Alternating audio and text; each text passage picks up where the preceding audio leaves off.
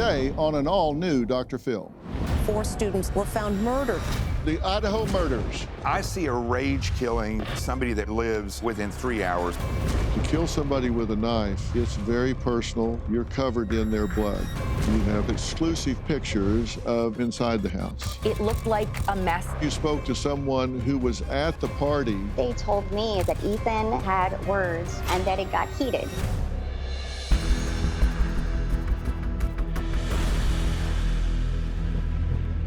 The gruesome quadruple murder of 4 university students has really transfixed the nation and left the tiny town of Moscow, Idaho, both frustrated and fearful as hours, days, and now weeks go by with police still yet to name a suspect or even a person of interest. On November 13th, sometime between the hours of 3 and 4 a.m., Ethan, Xana, and best friends Kaylee and Madison were stabbed to death in their house near the campus of the University of Idaho after a night of partying. Law enforcement says the 2 surviving roommates were asleep in their first-floor bedrooms during the attack and didn't wake up until later that morning. Now, at this point, police are not sure if the attack was a target on the house or the students. Kaylee's father believes the killer did target his daughter and her friends coming in through the second-floor sliding glass door. Now, either way, the families are demanding answers. But as of now, this whole thing remains a mystery. Dr. Casey, let me start with you. Sure. When you look at this, beyond the horrific nature of this crime, these 4 young people so tragically killed, is there anything that jumps out at you about it? We have to consider that this is a town that's not had any homicides in 7 years. It's a university town, 26,000 people live there, but half, at least 13,000, are students. Right. So when you think about 4 people dying in one night with horrific slashings, okay, the stabbing of that knife shows a frenzy. So whoever went into that house, if it was targeted towards the human, which is what Kaylee's father believes, started with, in his words, the 2 girls, but then took the time to kill another couple.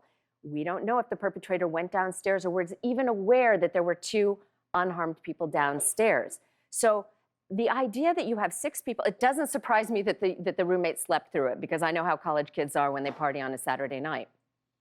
But to go in and get out, take the knife with him, and leave no trace, because we're going to come up on a month very soon with no suspects. What stands out the most is that I would have guessed this was inner circle, somebody who knew these girls. I think Kaylee and Maddie were probably the targets, if it was indeed targeted. And I would have thought that they would have a suspect by now, that they would have an arrest by now.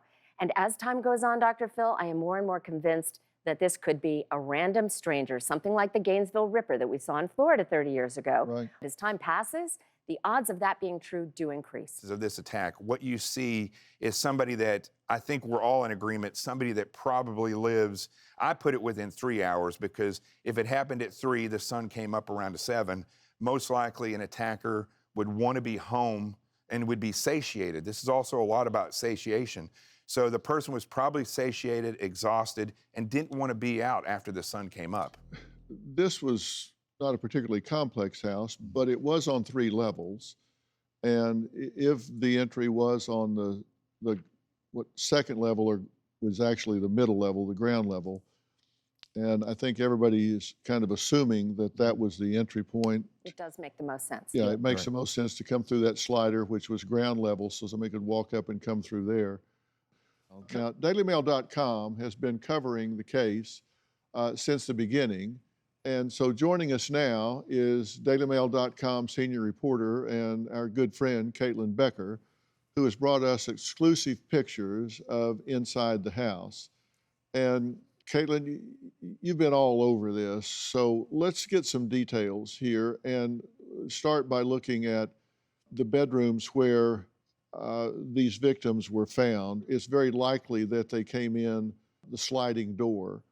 And that's the one that you can walk up to, right? You can just walk up on the grass. So the back of the house is ground floor, is the second floor. And there's two possible points of entry there. There's a slider and a window, and there's a cinder block under a window, which are very close, and they're going into the kitchen. Okay. Now, Xana and her boyfriend, Ethan, were on the second floor there. This is the patio ground access where someone could walk up. Yeah.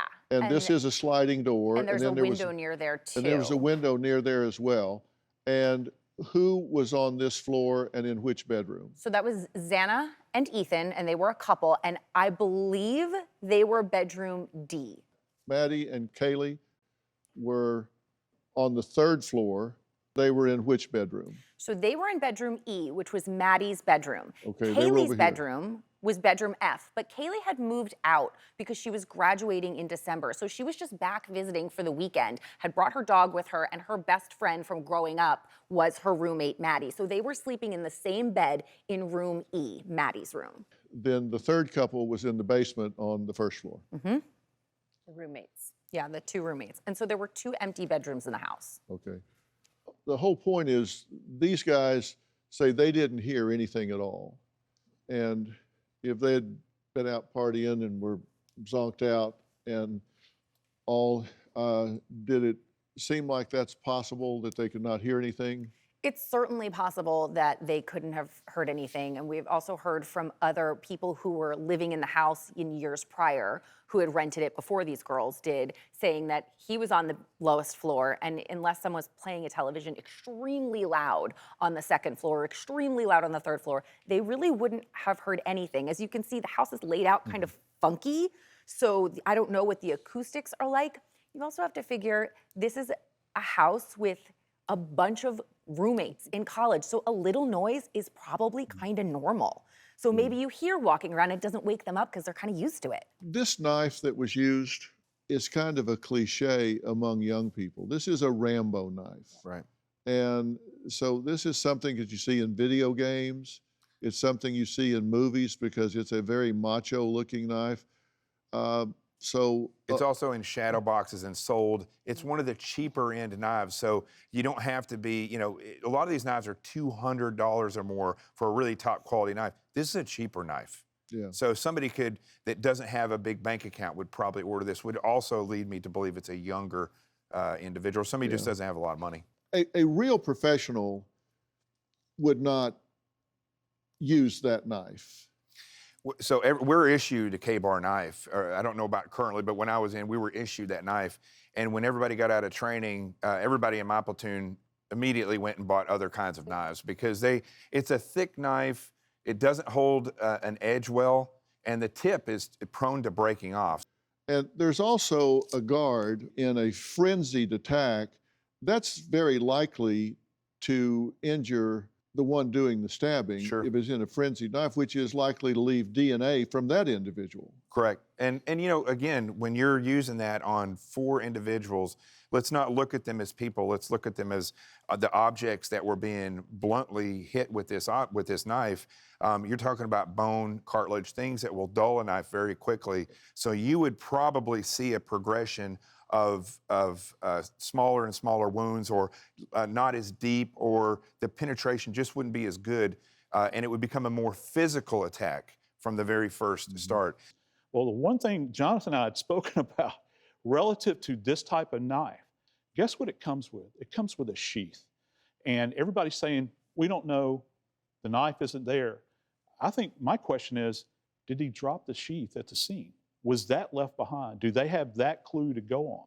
But in terms of looking at this from forensic standpoint, we do know if 4 people are stabbed in rapid succession, the one that's stabbed first is going to have the most wounds and the deeper wounds. Right. And we know that you'll know that that's the person stabbed first because they won't have any of the other 3's DNA on them. You're absolutely right, Dr. Phil. So there'll be the least amount of transfer DNA from that individual. Just imagine we've got A, B, C, and D.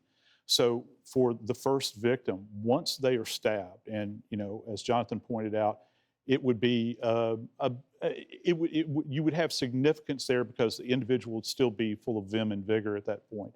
But from a DNA perspective, as you move to victim B, you're taking DNA from A, and then essentially inoculating that individual with A's DNA, and so forth and so on, until by the time you get to D, there is a high probability that you're going to have this succession all the way along where they will contain DNA, perhaps, of everybody involved in this case. They think they're maybe clearing some people too quickly here. What do you think about that? All right, statistically, we're going to look at what we call the inner circle of their friends, people, acquaintances who might have had a vendetta, a beef, a disagreement that could explain what the mayor called a crime of passion. We see this with a lot of exes, ex-boyfriends, people that they've had falling outs with on social media. But what you do is find the one person is targeted. You don't see them continue with everyone else in the house. So that's what is really unusual from a criminological standpoint. When you think about the fact that one person might have been targeted and they decided to kill everyone else in the house and there was no sexual assault, to me that's extremely interesting. The stabbing motion we typically see in forensic psychology is what we call piquerism. It's a substitute for sexual action when you can't sexually perform. So that has raised some theories that it could be an incel, somebody who's an involuntary celibate, who has issues with what Elliot Rodgers once called Stacy's, those beautiful blonde sorority sister types, because they feel like they're unobtainable. Well, Kaylee had made comments about a stalker before her death. I've got to tell you, young ladies, I've been teaching college for 35 years. If they've got a stalker, they tell everyone. They tell their friends. They might not tell their family because they don't want daddy to worry, but they're not stupid. They want their friends to walk with them to bars. I think that if the stalker theory were real, we would have a lot more information on that. People would have a specific person in mind, and that would be a person of interest by now.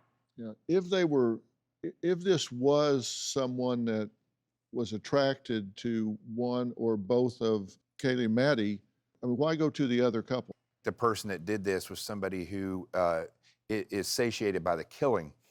I think that's the main thing because of the fact that it continued. And I think what we probably would see is an escalated behavior. So this is somebody who I can guarantee you in the community in which they live, there's people who know this individual as odd, somebody who has a violent past, or somebody they've dated or in their family who's shown a propensity for violence and has increased. Because of the way this was carried out, I just don't believe that this is the first time this person is killed. This is a very intimate way to kill someone. To kill somebody with a knife is very up close, it's very personal, it's time consuming, and you're involved. You're covered in their blood. You smell the blood. You're right there. And that is a barrier that few people cross. And to do it once, twice, 3 times, 4 times, this is a dangerous individual. Somebody knows this person. Somebody out there works with this person.